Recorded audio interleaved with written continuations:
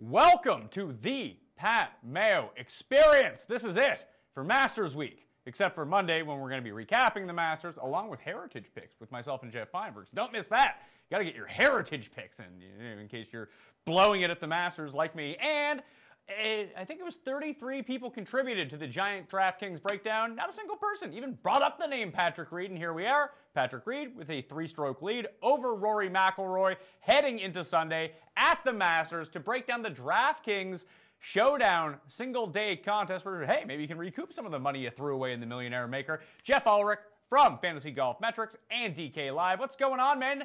How you feeling about Patty Reed? You got a lot of Patty Reed money on the go? I got a little bit on him after round one, quite frankly, because I figured if someone was going to catch up to Jordan Spieth and be motivated, it would be Patrick Reed. So I don't have as much as I'd like, but I do have a little bit. I don't have much on him in DFS because I was one of those idiots who just, kind of bypassed him this week. He was actually a pretty good price, but man, I don't think anyone saw this coming.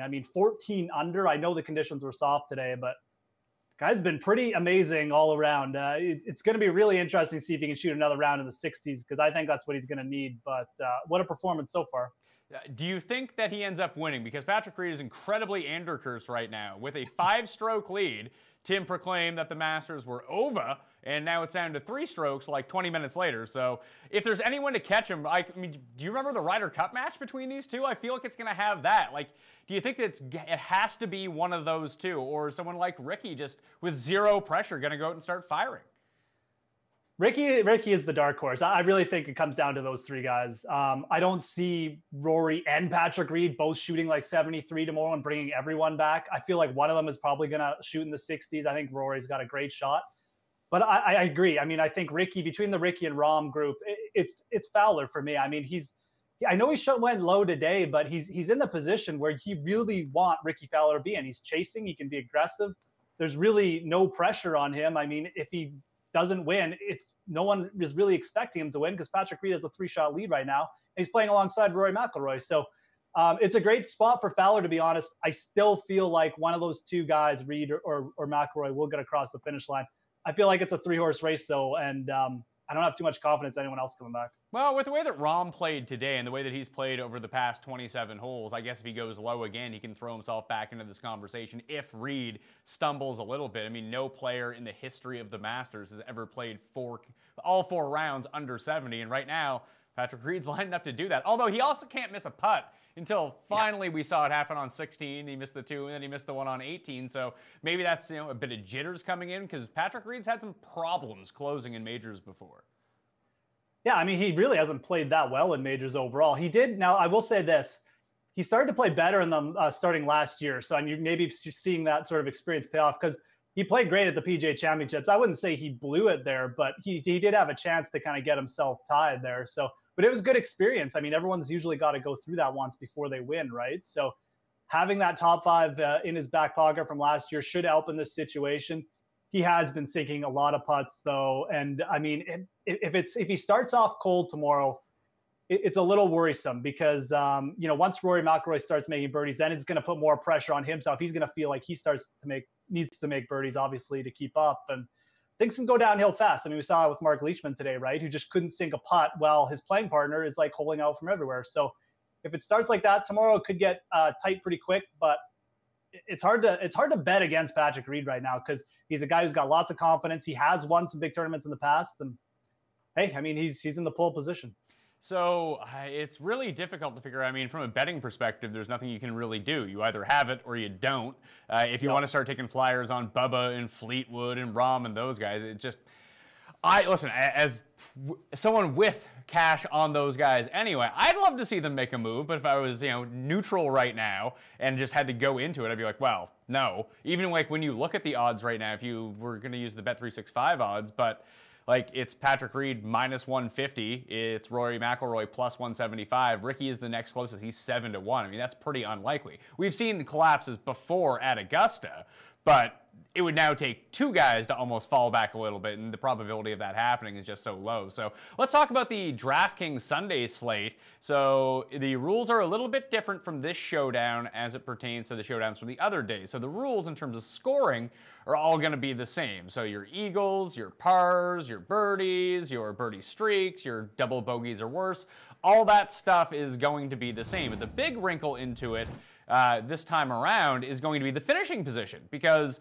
so let's say Patrick Reed is, he's a minus 150 favorite to win right now. He's the most expensive guy on the DraftKings slate. If he comes in first, it's an additional 13 points to his scoring just by finishing in first place. And then you just go look at it again, and hey, here's Rory McIlroy. If he comes in second and stays in second, he's going to be an additional 10 points. Third place, 9 points. And then all the way down the list, it really only pertains to the top 10 in terms of where the points really matter. But like, if you're constructing rosters, do you have to go, obviously you don't have to, because anything can happen, but Reed and Rory to start, because if you do that, you still have an average price left of around $7,700.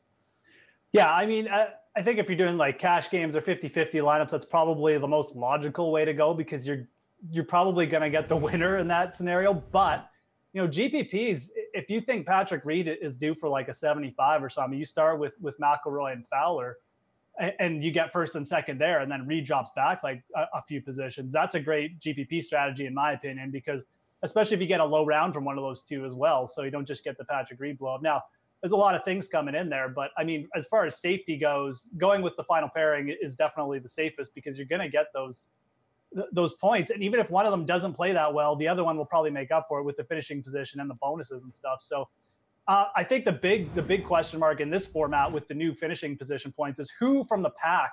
And when I say pack, like sort of T9, maybe even back to T12 and above, who's going to move up and shoot that low round?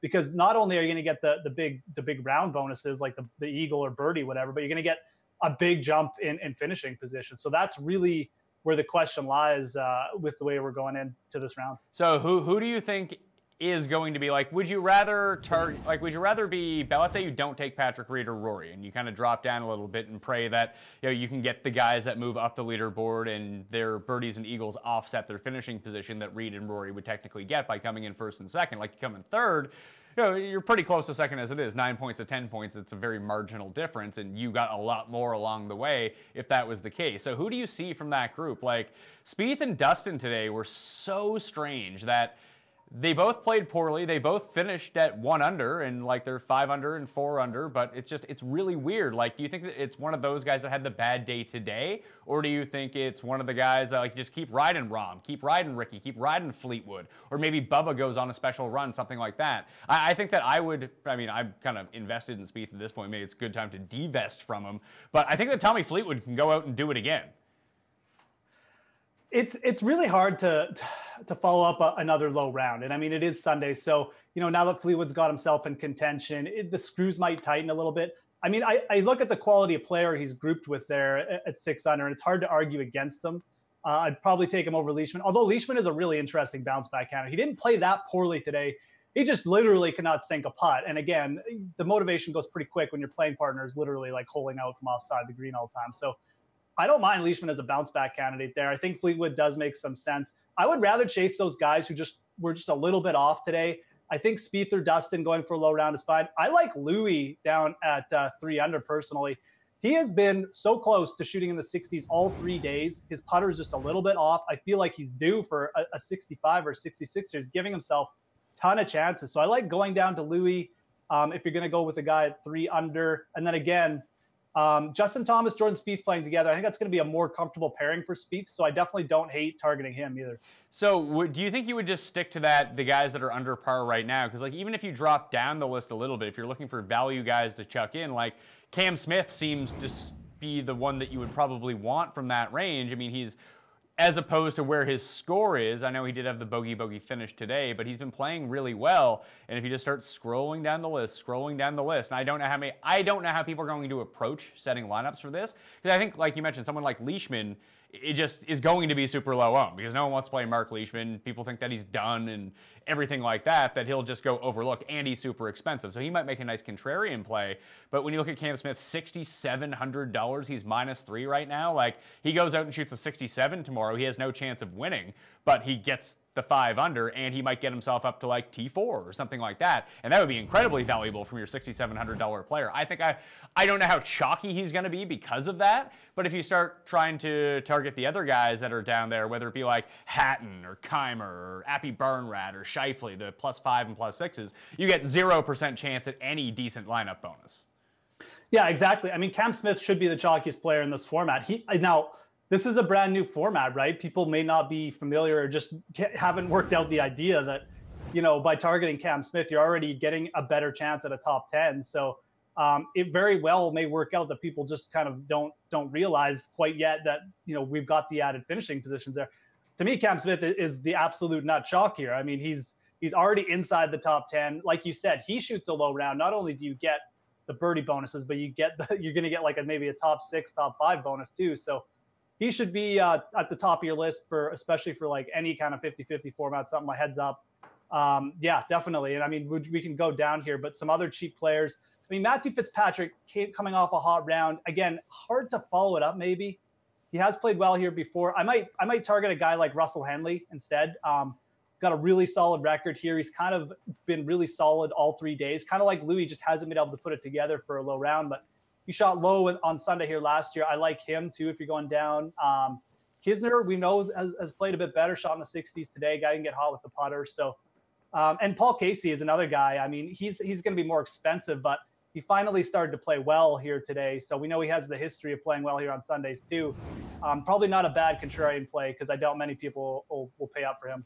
Yeah, it's not a bad contrarian play at all, really. But the way that I would think about it is I still want to target, Paul Casey is a good example of this, but even from the lower end, I still think I would want to target some of the longer hitters just to see if I can fluke into it easier. Should I be taking that amateur guy? What the hell is his name? Gim? All he does is make eagles. He has 3 this week.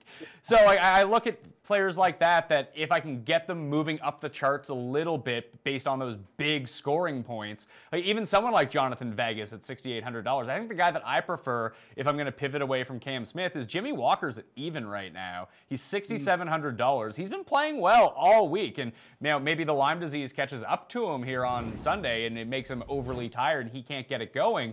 But I think that he's someone who has a higher probability of generating decent eagle looks on some of these par 5s than your Kevin Kisners or Adam Hadwins, who might end up shooting a better score, mind you, but they might not have the DraftKings scoring upside. And if Jimmy Walker can capitalize on those things, he can vault himself up pretty quickly because he's still right around that range. And I think that most people will be looking to the Jason Days and Paul Caseys in this range rather than the Jimmy Walkers. No, Jimmy Walker's a great target. I agree. I mean, just looking at him, obviously Day is in there. He's got some upside too, but he's probably going to be more expensive. I don't know the exact salary on Day, but I assume he's quite a bit more expensive. Matt Kuchar's in there, but again, Walker's got a little bit more length. He's got way more eagle upside, in my opinion. Although Kuchar, he's hole-in-one last year, so probably not going to repeat that. But knock on wood, whatever. But yeah, I like Walker as a target there.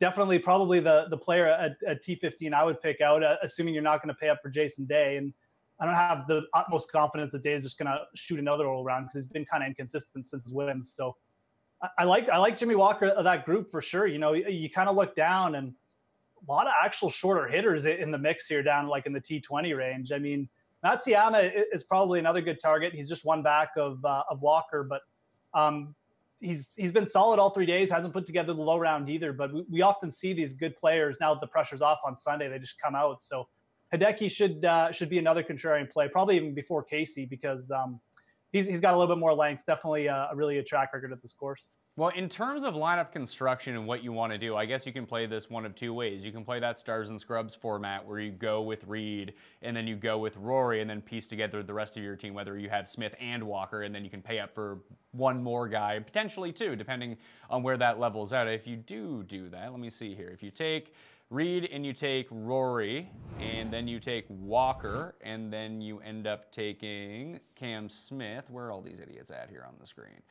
So 6,700 and 6,700. Then you have an average salary left of 8,600. So you can basically afford everyone in that middle range if you want, because there's no one really in there. There's Justin Rose, then you got like your Louis, your Kuchers. Like Kucher's at T15 right now. We know he's going to top 10, right? Like this is classic Kucher, that he's going to end up T6. So do you just magically insert Kucher into your lineup, or do you just say, screw Jimmy Walker, screw Cam Smith, screw the top 2 guys, and just pound this middle tier of really elite player that you know can have, just pray that they have the John Rahm, Tommy Fleetwood round from this time around. Like if you wanted to just build a team of Bubba, Kucher, Oosthuizen, Day, Hideki, and hell, Finau, because no one's going to take him, or Paul Casey, or whoever it is, the guys that can abuse the par 5s in that range, build balance, knowing that most people are going to have either one of 2 of Reed and Rory, and even if they shoot 72 and still come first and second, you still have the guys that can build up finishing points. They won't get to the Reed 13, but they might be able to do enough with their birdies and eagles if they shoot 66, 67 that you could advance past the crowd anyway. Yeah, no, I mean, if I was making 2 lineups, those are the 2 strategies I would employ. I'd make one with the top 2, because that way, if you know Rory goes out and shoots 65 again tomorrow or something, at least you've got him and Reed, and you're probably getting 1 and 2. But I really like the other strategy too, because you're going to get, like you said, 5 or 6 players that way who can all abuse the par 5s. You don't have to pay down for Cam Smith and Walker or like one other shorter hitter and sacrifice a little bit of that. I mean, I know you're going to get the finishing position points, but so a little bit more volatile, I think, if you're going to skip out on 1 or 2 of the top guys, but definitely a strategy I would employ. I mean, you could rack up some huge points in round 2, because especially if we see a bit softer conditions again tomorrow, which you probably will, because I doubt it'll dry all out. So even if it's done raining or whatever, but yeah, no, it's really interesting. I mean, just the way the leaderboard broke down, obviously, and the finishing points. But I think if I was making 2 lineups, again, those are the 2 strategies I would go with. So I'm looking at the closest wind tower to Augusta National right now, and there is one concerning thing that, I mean, these single-day slates are really geared and predicated upon, like, hey, is this weather forecast? Can you target a specific tee range, and can you just stack into that area? So I'm looking at it right now. The closest one I could find was Augusta/Daniel Field. I think that's one that everyone's been using all week. So for tomorrow, there's no rain on the forecast other than like overnight, and it's just going to be a little bit, so maybe a bit softer conditions. Now, this could work one of 2 ways. They might hide the pins in a really difficult place because the conditions might be softer, and that could lead to some big numbers. But earlier in the morning, when you get to the 8 o'clock and 11 o'clock hours, you have a consistent flow of 8 to 7 mile per hour winds with gusts up to 16 and 11. Throughout the course of the day, once we get later, the winds just drop and there's no more gusts to be had, like high gusts of 3 miles per hour. So I think that depending on where you end up targeting, I think that original strategy of taking the Walker-Smith stack with them, because those guys are playing later, I just think that you want to target the guys teeing off as late as possible. I know that sounds very rudimentary, but even the middle tier players, like if you can't fit in enough of the guys that are in like the final 7 to 8 groups, then you kind of have to bypass the top 2 guys to make sure that you can do that. And again, go with that balance strategy of the Days and the Caseys and the Hidekis and even Walker, if you wanted to throw him in there too.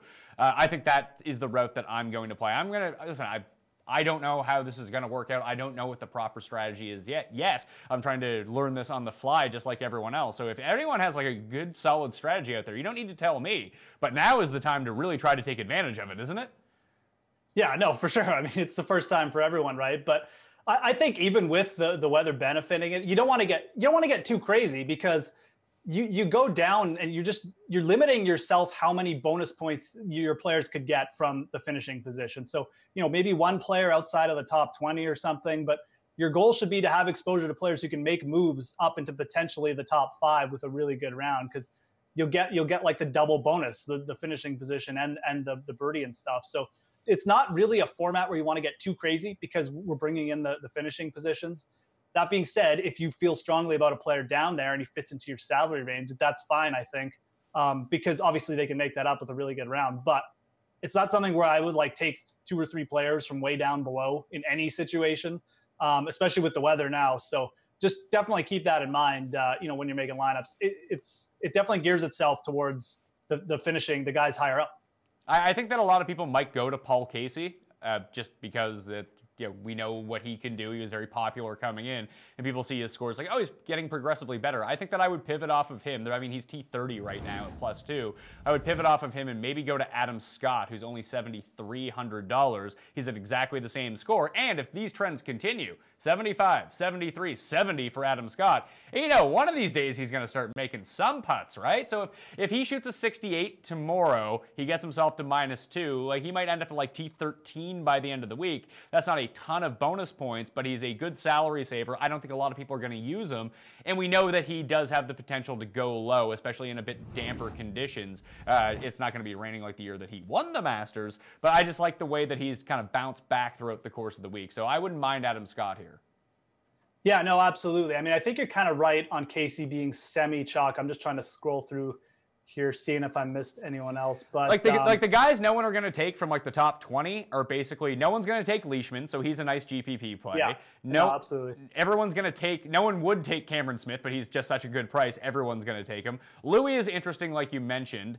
Rose might end up being chalky because, again, people just have him in so many lineups. They want him to do well to save themselves. No one will take Wiesberger. No one will take Walker. No one will take Charlie. We know Charlie can go low, and no one will take Finau, Fitzpatrick, or Si-Woo Kim, who had one of the better days. Bogey-free -4 today from Si-Woo. Yeah. I would say, hey, 2019 Si-Woo Kim, Masters champion. He's probably like 300 to 1 too. We should get on that. Yeah, we can do that tomorrow.